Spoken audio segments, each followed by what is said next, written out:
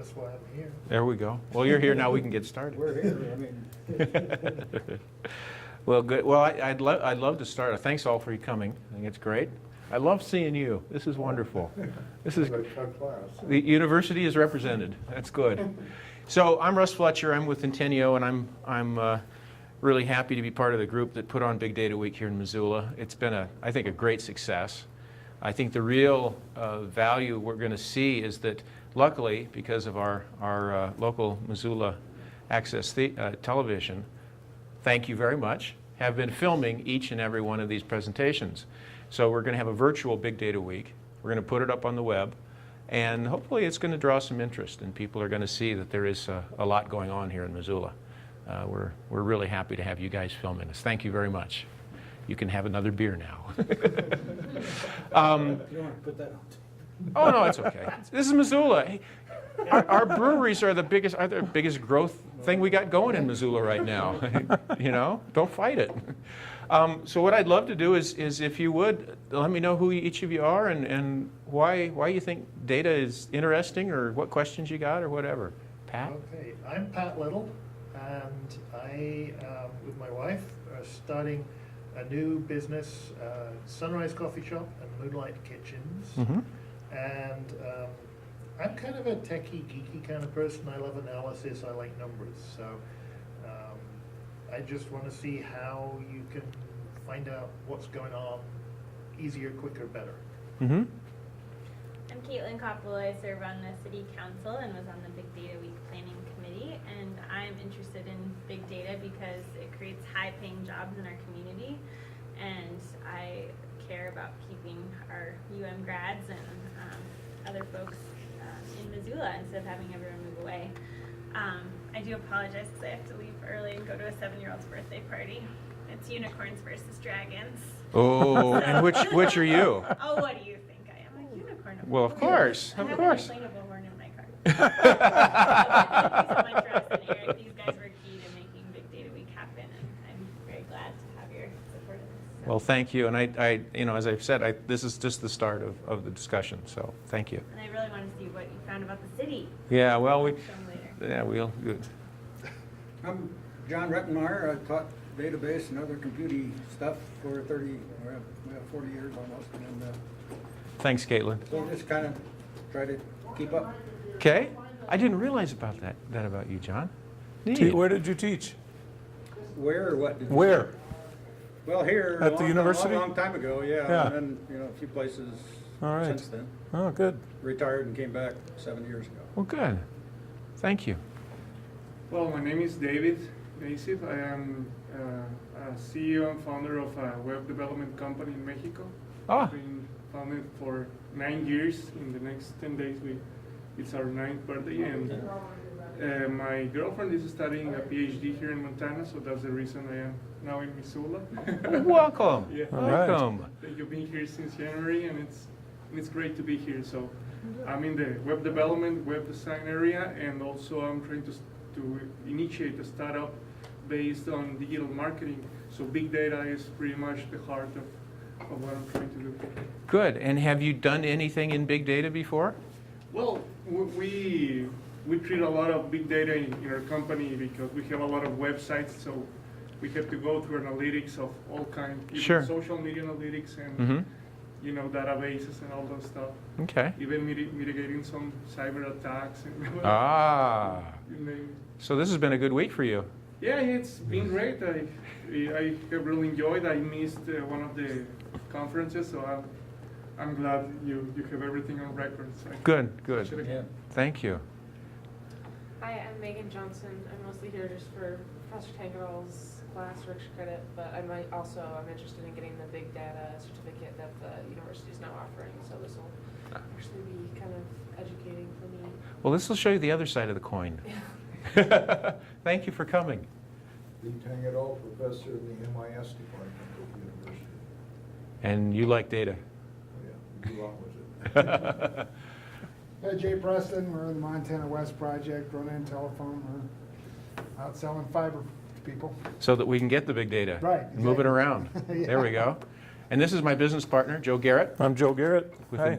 with Centennial Systems. And And I think he moved here from Minnesota, what, 2.5 years ago? Yeah. Just because it was a big data hub.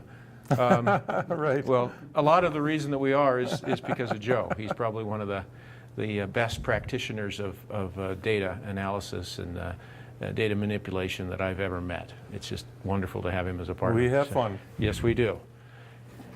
I'm Eric Franzen, president of SemanticWeb.com, and I've been operating in database communities since shit. about 2000. So excited about data, big and small, and all different forms. I hit the wrong button. I've killed my computer. Eric, who you say you're president of? SemanticWeb.com. You'll hear more about me later. I'm talking after these guys. Oh, you are? Okay. Any IT guys that can help us? Well, I should have hit escape and I hit the kill button, so. Do you want to go? Power cord? No. I don't know what's happened to it. I'm gonna have to make some alterations. Turn it off. Let sit there for a minute. Well, yeah, it's, hey. Reboot. We can't really. fix Yeah, anything. it is We Windows. uh, turn it off and on again, and doesn't work, we say, oh. Well, we had some great slides. They were going to be wonderful. Yeah, You would have right. loved them. I see a backlight. Well, hang on, Russ. So how many people here have gone to another talk this week about big data, something or other? Okay. So what are some definitions you've heard? What is this all about? I mean, I know there's many definitions, so it's confusing. Data that's too big to fit in your storage capacity and going by too fast to watch. Okay. So lots of it and lots of velocity. Yeah, that's good. Veracity, velocity. Yesterday the word for And volume. Volume, yeah. Volume, Volume, yeah. velocity, veracity, And variety. there was another one too. Variety. Variety. Yeah. Yeah, they came through with Yeah, a that's couple others. Yeah, it's you. Something that is really interesting about all this is, for example, in the health conference, is how we have all these different kind of data. So how do we put them together Mm-hmm. so we can really take some really useful insights? I think there's really two elements, and this is where we start getting into little data. And we kind of define little data as the stuff that's sitting in your business, that's sitting in silos.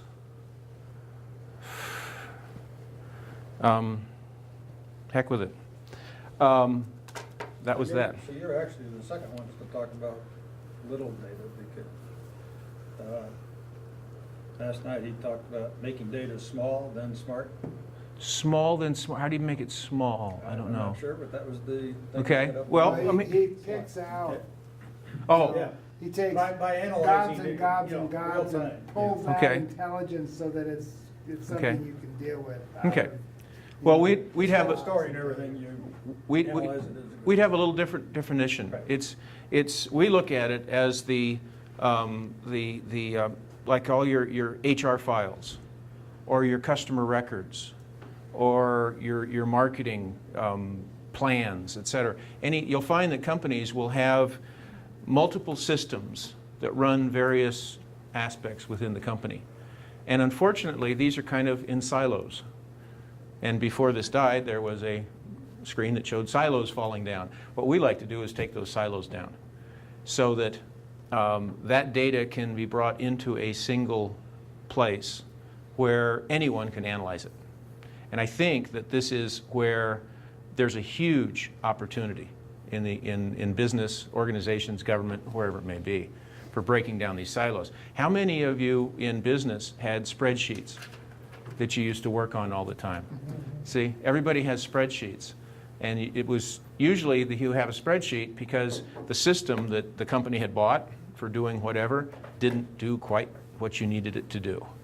So you'd get the numbers from the system, and then you'd put them into the spreadsheet, and then you'd massage them a little bit and hope you got the right numbers in, and that was happening all through the organization. Well, what's happened, and the reason that we've seen such a huge opportunity, is that there's now technology where all of that data from those spreadsheets, from the systems, internal information, external information can be brought together and continually updated in real time. And so it's a different way of looking at data, at big data. As we said, we call it little data. If you then can take that data and put it into a functionality, a dashboard system, let's say, where you can start looking at, I've got to do this, I'm sorry, there's just some great things here. Yeah, get it started, Russ. I'll try. So that's what we focus on, is not so much necessarily the velocity, not so much necessarily the volume, although we can deal with some pretty big amounts of data and do it pretty fast, but we focus on what it all means, how it fits together, and how to make it really useful. So that's what we do as a company, and so like Russ is talking about bringing down the silos. So for example, you know, a company will have their operational system to put insurance policies in.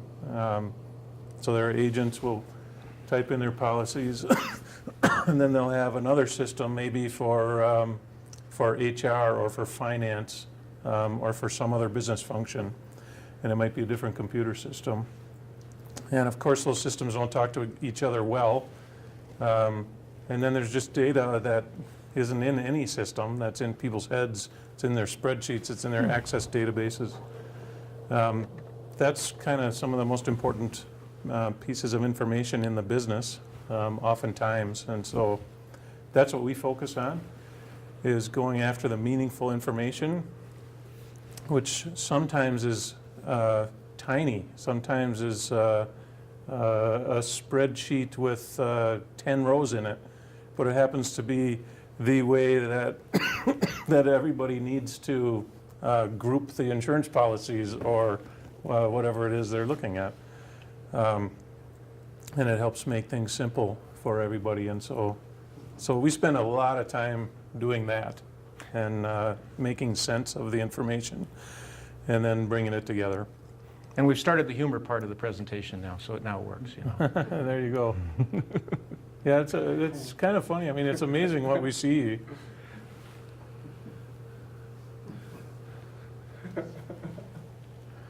It's amazing, and it's kind of, I think, an indication of how frustrated people are, because you can find so much humor out there on the internet about how difficult it is for people using the traditional spreadsheets and trying to do things what we think is in our way of thinking is the old-fashioned way. And it's a lot of fun when ordinary organizations can begin to actually see. I mean, I made a comment earlier before we started that people start looking at stuff that they didn't realize. We sat down with a group of 4 mid-managers of a company, and we presented a bit of data and said, now how would you handle this data? How would you work with this? We got 4 different answers. And these people work with each other every single day. It's a real indication of that there's a real problem of communications a lot of times in companies. And when you can break those down so that everybody can see what's going on, it's really quite interesting. I think these are the old days. I think that people are beginning to see, and this is why we're really excited about little data. Here's a great example. Yeah, we see this all the time. So somebody will throw report number 1 there on the CEO's desk. Say, here we are, here's our canceled health policies, which of course we don't want to see. And they'll, put metrics around it and say this is good or bad, whatever.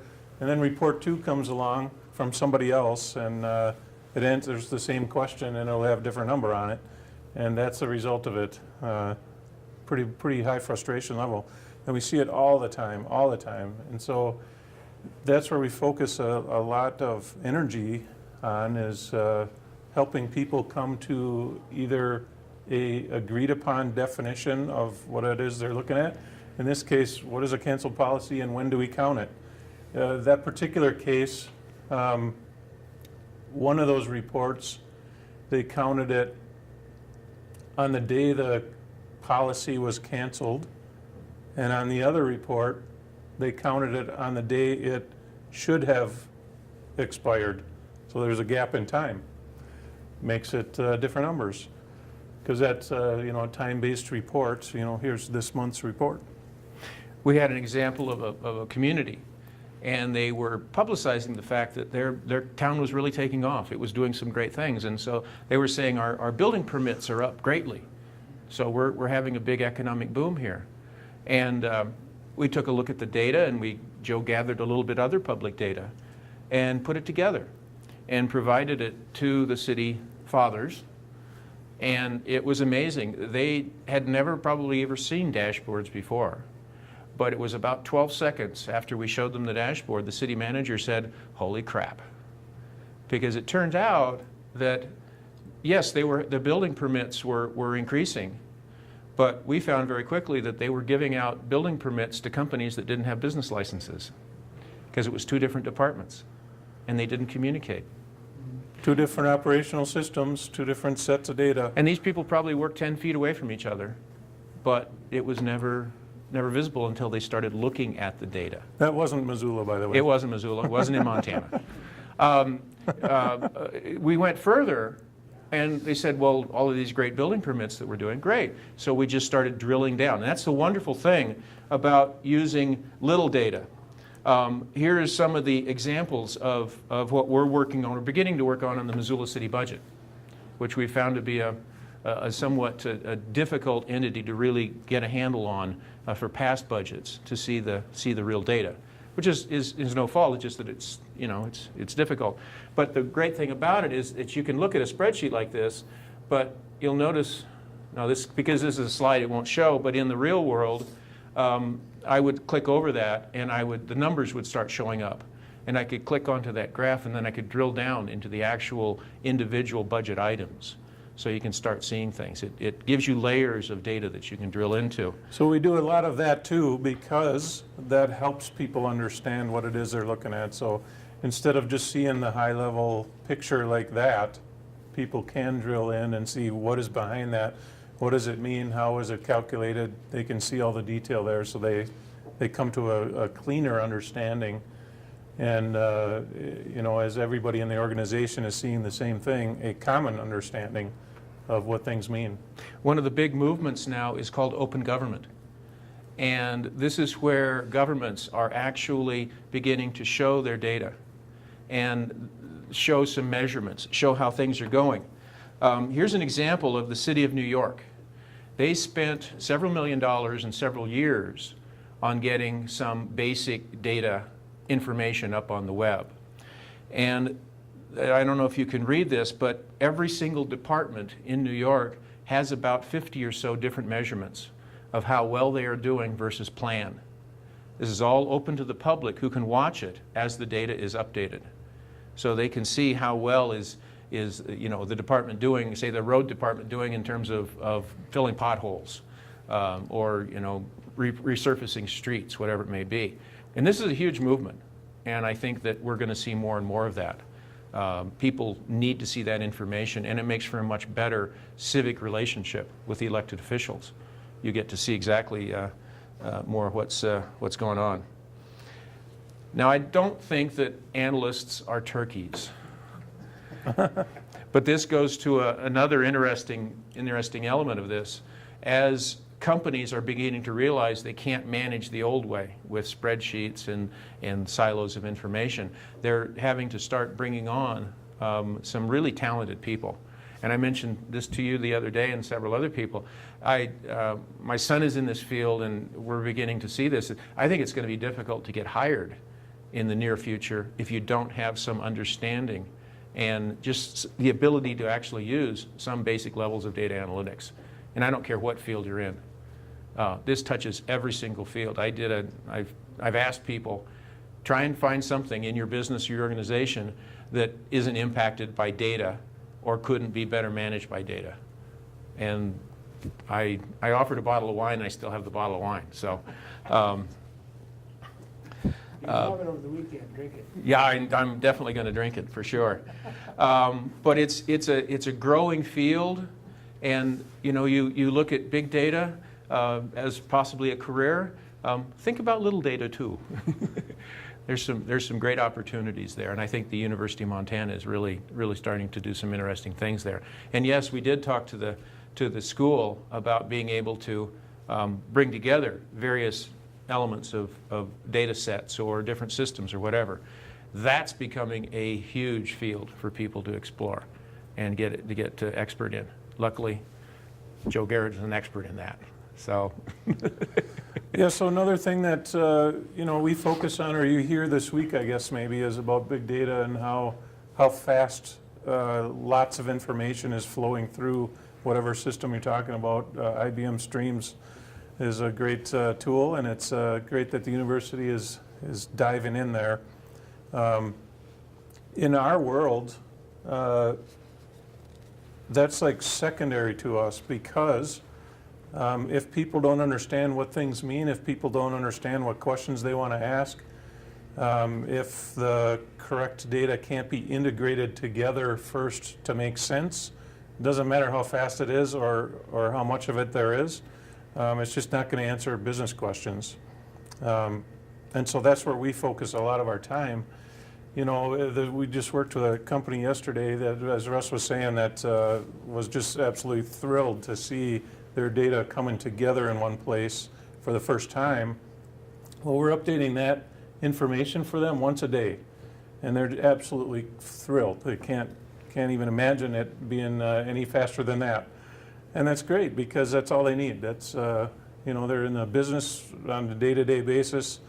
It's not like they're trying to monitor the jet engine that gives off a terabyte of data a day. They're just trying to monitor their customers and their sales and their salespeople and their HR activities and all of that. And once a day is fine for that. So that's what we're focused on the little data. well, one good example of this is traditionally it's taken 2 people 4 days to do their payroll at this company. Mm-hmm. Now it's done by 1 person in half a day. And they're just getting started.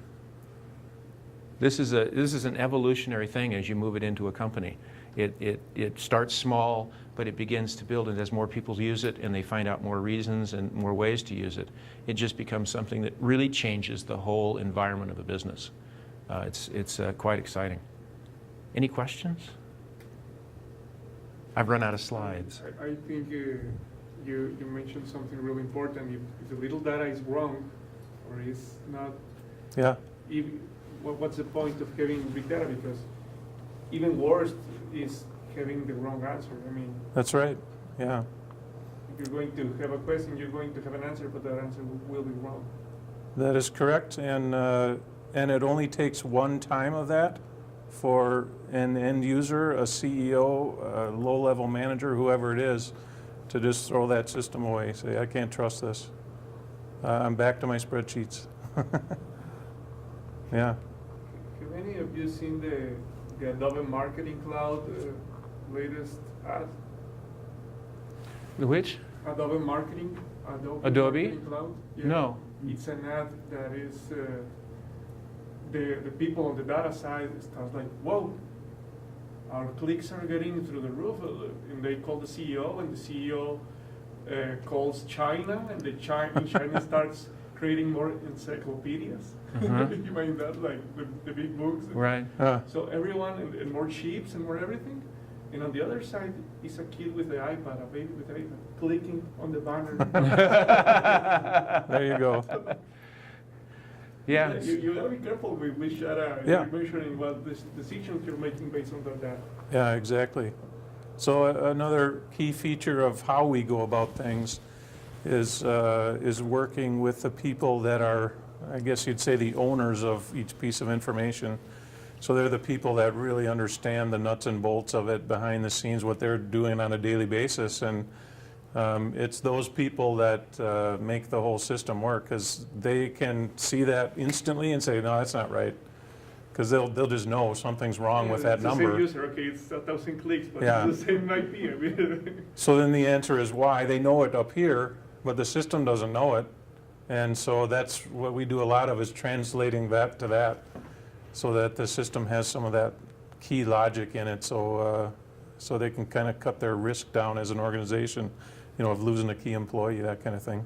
Yeah, you have the challenge also of having an employee who is the only person who knows how to do something.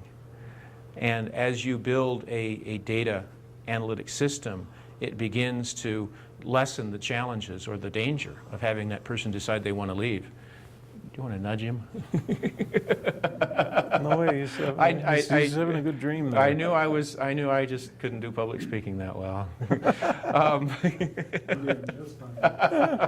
are you going to talk about this? Because I was curious to see this. Well, we would. Oh, yeah, that's the live one there. You can drill Well, in. just what you referred to before on the staff Yeah. slide, just that functionality I was interested in. Yeah, the functionality, are you locked up there? No, you're not. You're Shouldn't just be. not clicking. There it goes. It's So you just just taking clicked time. into 2011, so this is Missoula's budget. You need to buy more fiber optic from him. Yeah, right. So there's 2011 by budget item, Blue is all funds budgeted, Yeah. and then red is all funds actual. budgeted versus actual. And And then you can drill in through there right. to any one of those for more detail. And now Well, this each, is not from the city, this is what you This is put it into this. this Well, is this is their from the numbers. city. These are the numbers from the No, city, but we entered them into a form that we could use. Right. so now there's each item with all sorts of, well, every fund that's associated with that item and dollar amounts, and then we put color on there for good and bad, how much variance is there between actual and budgeted. So you can see, did they guess right or not? And once again, these are numbers that I input myself, so they may not be right. Yeah, there's probably a few wrong in there, but probably not too many. But it's the beginnings of what we hope will be a real opening up of the whole budget process in Missoula. So that if we had our way, anybody could go online on the Missoula Gov website and see this budget data and see what have we done in X department over the last 5 years. How did we budget for it, and what actually happened by the end of the year? So did you get paid for doing this, or are you just hoping that they'll hire you to do it, or what's the? No, we we just did that for fun, but, I think we're kind of making a point with them too here, is that, look, as a citizen, there's intergovernmental or fines and forfeitures. This is the most detailed data we could even find. It's like, what the hell does that mean? I don't know. And so we'd like to be able to drill in there or categorize them differently, the things that make sense to the public. If given all of the data, we can drill down to the transaction level so that you can see every single transaction that happened in the city of Missoula for a year. But as you bring that all to the forefront, you begin to see, how did we do versus the budget. What was the optimal thing is to have it live so that whenever there is data entered into any spreadsheet or whatever system that is connected, it updates it so that you can see here on May 8th, our budget is X, we're at X minus whatever, and so we're under budget or we're over budget or whatever it might be. And there again, you build those off of, say, the thermometers that say green, red, yellow, and it makes it very easy to see, wow, we better talk to that department, or why did that department change, or whatever. Yeah, in this happening. case for Missoula, it's kind of painful here. First, that it just isn't available, but second, go back to the dashboard there, Russ. The data here, when we're looking at budget versus actual, we're looking at 2012 as the most current data there is. It's like, that's ridiculous. Yeah, that's one of the things about little data. You can start making it live. Yeah. You can start. You don't have to. In this case, that would make a big difference. If you could say, yeah, we don't have to look a year back, or a year and a half back, 2 years back now. Now we can look back to today, to tomorrow, or yesterday, or maybe a month, and make some decisions that are more timely. So you've obviously got a lot of data summarized, you can drill down and see the individual pieces. Yeah. Is there an ability to easily compare, let's say, some activity over time here and another activity over time there, and then you can cross-plot them and look at the shape of the relationship between the data, having taken away the time element or something like that? That's the beauty of the new technology that we have here, it's very easy after you've had some training to build these types of dashboards. And then you can take any data element that you have available to you. And so, you know, you can compare it and figure out, you know, if this happens and this happens and this happens, we put it together and we look at a graph and we say, ah, there's a relationship here.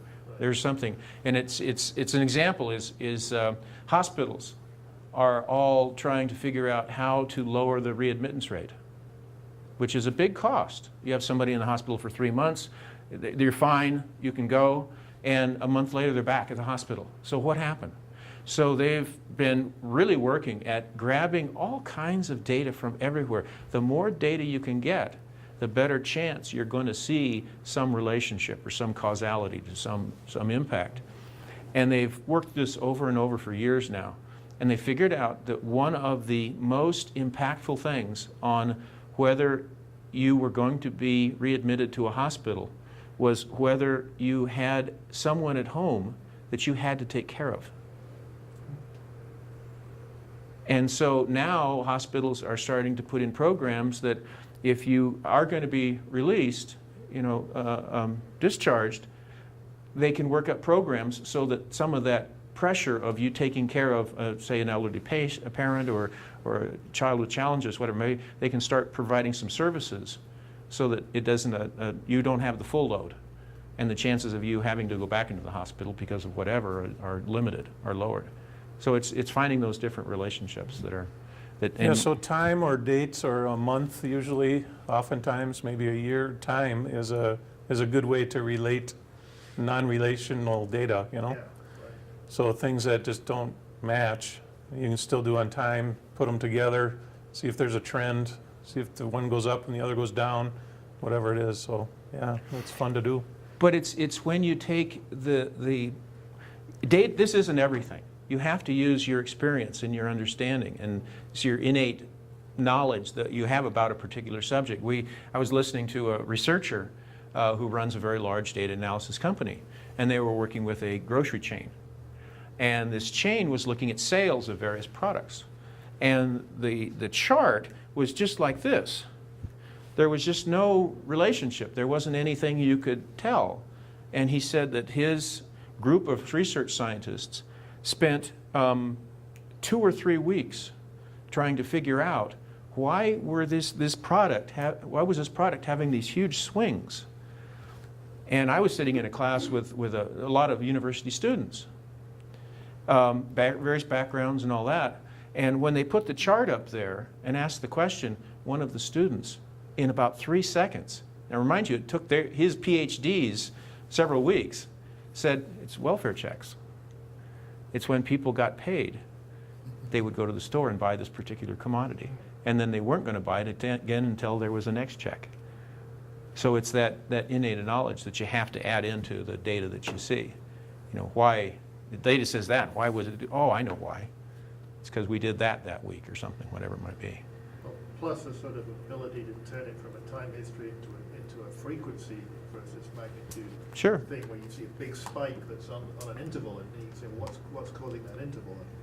And you know, it's being able to transform it into different domains is really useful. Yeah, it does change the way a business or an organization runs.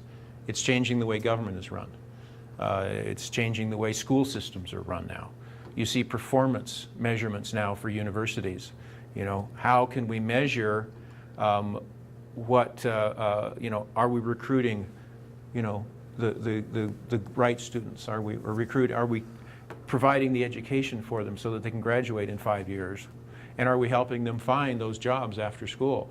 And there's ways to measure if you're effective at this. And you can measure it, that's fine. The real key is, can you proactively manage it?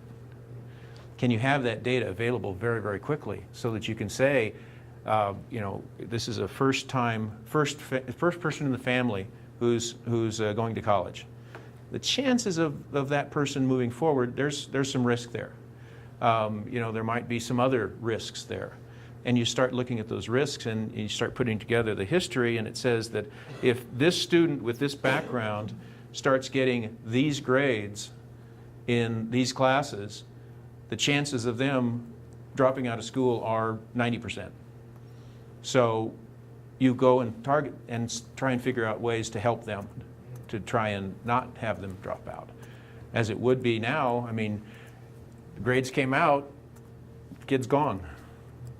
You know, this way you can be more. They're doing that. Yeah. Student success, we got a whole department in that, and that's what they do. Uh-huh. They look, you know, to start with, they're looking back to see why it happened. Mhm. And then they try to be proactive and get it before it happens. And so how are they getting the data on the students? Well, they've got a sample, Uh-huh. they'll pick certain students, Yeah. just keep track. Well, the ones that don't complete, they go back and try to explain why they don't complete. Right. Right. And then when they decide what variables are necessary to spot that, and then they try to use the same variables on all students to try to predict it ahead of time. So how are they analyzing that data, though? I don't know. Yeah. Probably spreadsheet. We- Is this your software that Yeah. we're seeing? Yeah. How do you get the data in the first place if it comes from all these silos? It's a lot of magic. It is a whole profession, and it is a highly complex. This gentleman has been doing this for, 15, 20 years now, and has worked with some of the biggest companies in the world who had, 4-year programs of implementing business intelligence, and they were spending $30-40 million, and they got to a point where it either wasn't working or nobody would use it. And Because they didn't believe it. Because they didn't believe the Yeah. data. Yeah. And so the art of being able to bring data from a whole lot of places together and then be able to convey it and communicate it to the users in such a way that they can begin to see, no, that's wrong, that needs to be fixed, or this is right, I understand that, or this is how we handle this type of a transaction. That's the whole basis of it. But there are great tools out there for doing that. There's lots of them, actually. For collecting the data? Yeah. Right. Yeah, but We've it's- also actually offered this to the university to offer to all students to use, so we'll see if that goes anywhere. Suppose that each and every one of the silos had good spreadsheets and so on. Mhm. Can those then be imported pretty easily into your As often as dashboard? as often as the organization wants to have them updated Yeah. into the system, and it can be every hour. Yeah, Yeah. it could be data from spreadsheets, Yeah. could be data from databases, could be data from their operational systems, from external websites, pretty much anywhere. We Except really, PDF files. yeah, PDF files don't work. Those are no-nos. What we really love is to be able to provide a sentiment meter. And so we'll go out and gather all the tweets that are being made about this particular organization. And you can start seeing sentiment change. Are people saying good things about us? Are they saying bad things about us? So you talked to Alex about that? They No. had a mood meter on a project they're doing. Oh, There's lots of people working on that one. yeah, it's, You weren't here yesterday? That's what Alex We're was in doing. I Houston? think he was correlating it with. no, I was busy out with a client. Miami and stuff Oh. like that. But they were assessing mood. Yeah, yeah, very On a important. 3-point scale. Yeah, you know, yeah. but From tweets. Yeah, yeah, it's something, it's a lot of fun.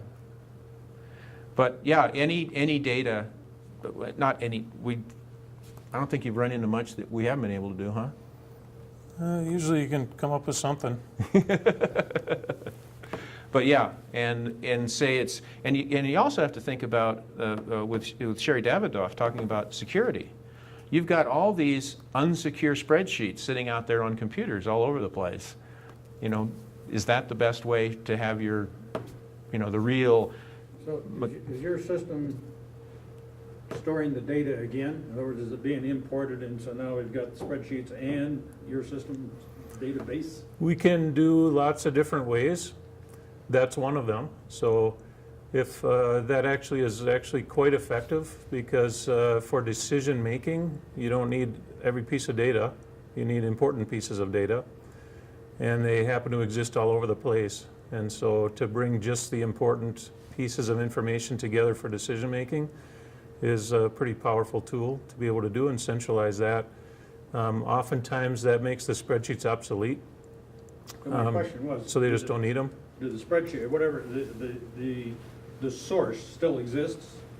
And then you have, so is there redundant storage in effect there? You've got the same data? There sometimes different is and form. sometimes isn't. So we can query directly into the operational systems if we want to do that. Okay. And we can tie systems together that way, or we can capture some of that data and make a copy of it, integrate it, slice and dice it different ways, and store it again. Yes, we can do either way. And just to give you an example of how far the technology has moved, when we work with an organization, the organization doesn't have to buy any software, doesn't have to buy any hardware, and doesn't have to go out and hire very expensive analysts. We just provide them the ability to start answering their questions. So the technology is changing very, very rapidly here. Yeah, it is. And then, of course, you know, like Russ showed you the dashboard there. I mean, that's all available just via browser. So phone, tablet, browser, doesn't matter. We And built. it's a security thing there too, because you know, that data resides while you're looking at it, but as soon as you close down that application, it's gone. So you don't have to store your data on your laptop. That could get stolen and that kind of thing. Joe loves to ski. And throughout the United States, you have what are called snowtel sites that take hourly readings of snowfall all through the mountains. So he figured out he could grab the data from each of those snowtel sites every hour and then triangulate it with the local ski resort. So he knows better. the best powder is ever all time. Do you think that'd be a good idea? How about if you said, okay, in order to go to Snow Bowl, I need to get up by 6 o'clock so that I can get dressed and get on the road and get up there, so I'm on the first lift.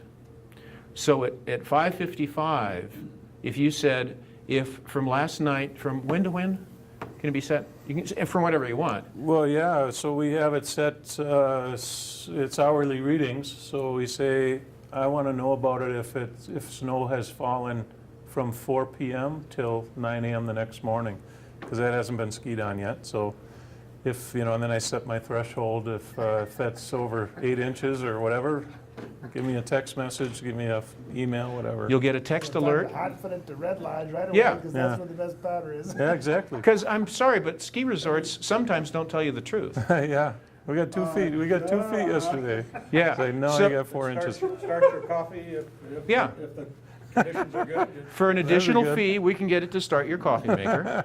But what we do is we offer this to companies, CEOs, and we charge them a lot of money with the understanding that we won't give it to all their employees. So that they're not going to be calling in sick all of a sudden because the powder is out there.